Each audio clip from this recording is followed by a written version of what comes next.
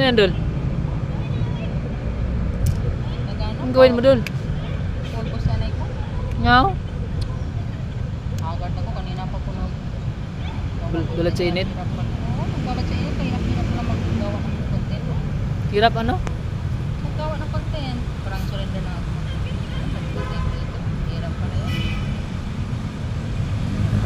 Imagine, kanina pa aga ko nag-aalis sa bahay. Hanggang ngayon, dito pa rin ko.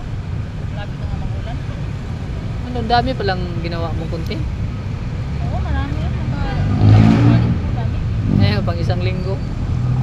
Isang linggo na yun. Mahirap pala na. Kung alam ko, hirap na lang ko sa pag-content. Kung mahirap ako, di ko alam kung anong palabas ko araw-araw. Ano i-post ko.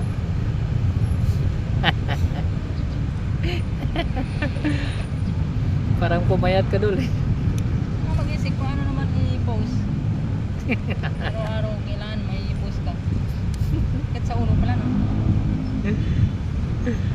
Ano, mapilit-pilit naman mo. Ano yung buhok mo? Masikaso? Oo. Hindi na masikaso. Busy na sa gawa-gawa ng content. Agad-agad na to. Mga taon. Lalo na mga taon. Lalo na mga taon. Anong plano? Stop o go? Malaman na yan. Malaman sa final. Malaman na yan.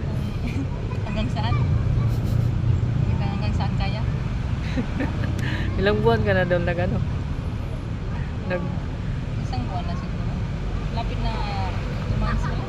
Lapit na 2 months. Going 2 months. Oo. Iba nga dyan eh, tayo ilang taon na wala mag-surrender. Kasi pa siya ng tao. Tapos naman sa gawain ko lang. Mga babae man yung, diba? Kaya naman, nagkaganda.